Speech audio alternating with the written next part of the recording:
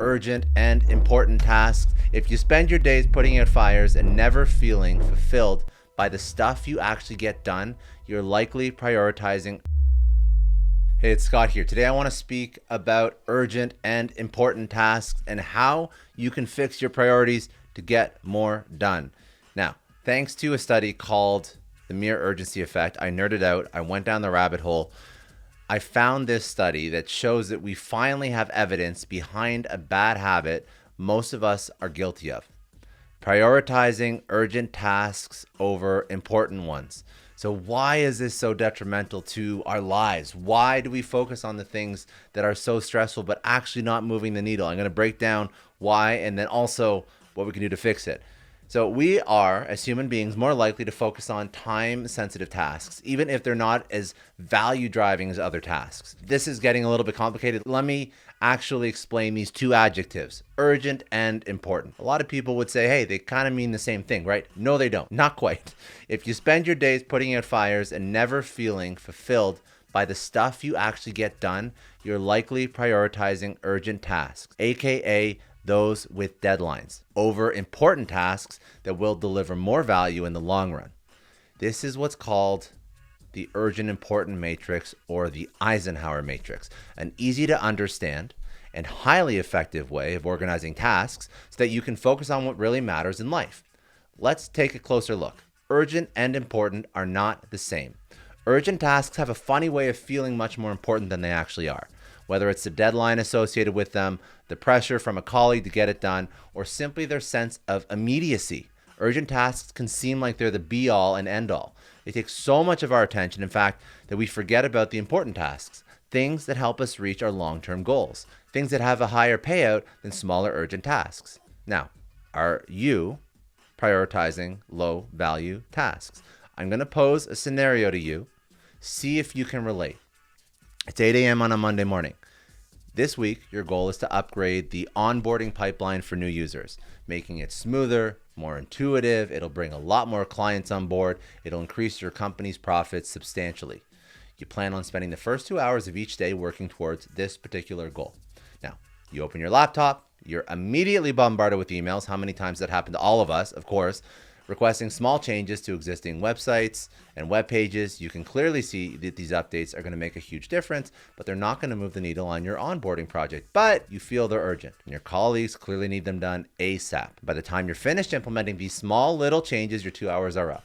You need to move on with other daily responsibilities, and you haven't had a chance to work on the onboarding project. Does this sound familiar? Because it does. For me, it happens all the damn time. What often happens in this situation is that we're so driven by the need to meet deadlines, official or self-imposed, that we skip the process of assessing which task is more valuable. Believe it or not, someone in history who deeply understood this fallacy and worked to resolve this in his own life was the 34th President of the United States, Dwight D. Eisenhower. Now, he said, especially when our affairs seem to be in crisis, we are almost compelled to give our first attention to the urgent present rather than to the important future. Eisenhower believed that urgent tasks aren't always important and that important tasks aren't always urgent. And thanks to Stephen Covey, author of The 7 Habits of Highly Effective People, we can now understand exactly what he meant. Now, this is where the Eisenhower matrix comes in. Covey created the matrix to help the everyday business person, individual, entrepreneur prioritize tasks and projects. I personally live by this approach because, like many of you, my life as an entrepreneur is filled with air quotes, urgent tasks. The matrix is simple. This is what it is. It sorts all of your tasks into 4 squares, all of which correspond to a different plan of attack. Visualize it as a 2x2 grid with an urgent and not urgent on the x-axis and important and not important on the y-axis. Here's a breakdown of each square. The first square, urgent and important. Here, the time-sensitive and high-value tasks collide. These are the tasks that have to be handled immediately. They require full attention. They should be taken care of as soon as possible. For example, I'd consider these to be both urgent and important. An emergency meeting with a large client who's considering leaving your business. It's urgent because they're moments away from walking out that door, and it's important because, well, a successful negotiation could mean maintained profits in the long run. Now, a website bug that's driving away customers.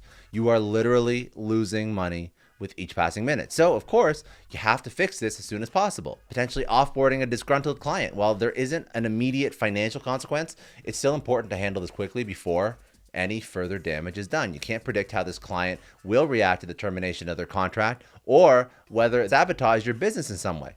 So, to accurately determine which tasks are urgent and important, this needs to be a very intentional planning process, or your brain will default to prioritizing all tasks based on urgency alone. Second square is urgent but not important. These are tasks that require attention but do not have a significant impact on the bottom line. You can safely delegate these to team members, and you should as soon as possible. I am speaking about things like submitting projects to clients.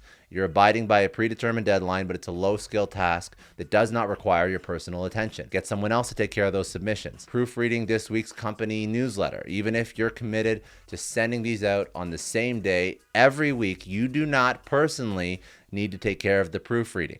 That's what editors are for. Answering customer questions that don't relate to urgent orders or complaints.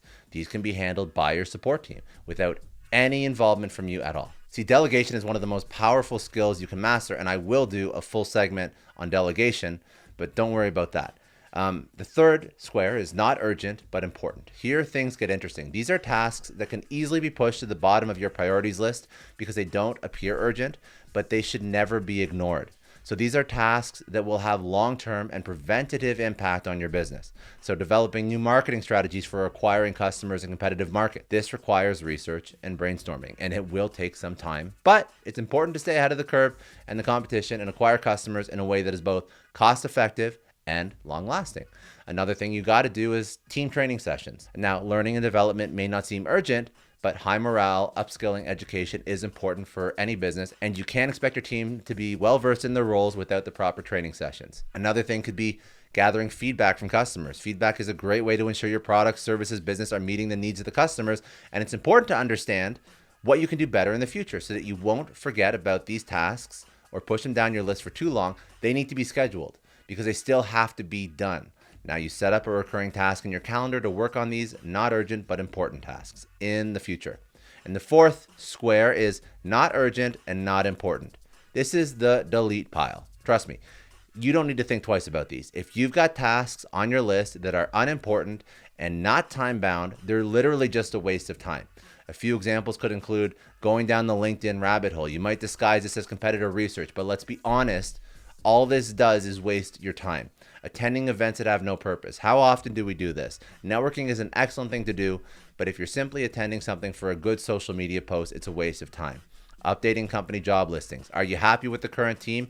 Do you need new applicants? If so, then that's great. But if not, maybe doing things like updating job descriptions or whatever. It's not progress, it's procrastination. This is one example of 2 million examples of ways that we procrastinate every single day. Some of these tasks can be eliminated altogether. Some can be safely forgotten about until a later date. But you have to build your own Eisenhower habit and matrix. So the study I was mentioning earlier, we humans are impulsive with our prioritization. We're going to default to the tasks that feel the most urgent. That is, unless we intentionally build a habit of using an Eisenhower matrix. Carve out a few minutes each morning to review the task list and categorize each one to the matrix. You will be surprised at how quickly you start seeing a difference in the way you prioritize tasks, and as a result, get more done. If this was valuable for you, if you're watching this on YouTube, please like, comment, subscribe, hit the bell, do all the YouTube things. If you're listening to this via podcast, share it with somebody who'd find it useful. And if you have feedback, of course, leave it in the comments below. Any other topics you want me to cover.